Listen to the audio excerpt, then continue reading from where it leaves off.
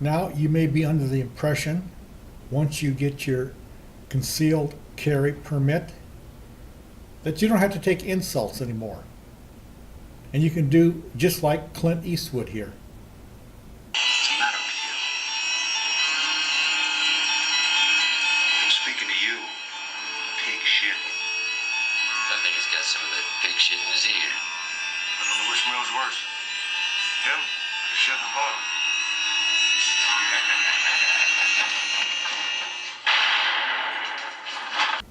Even though you are carrying a concealed weapon, you're still going to have to take insults. And just respond back, yes, I'm Mr. Pig Shit.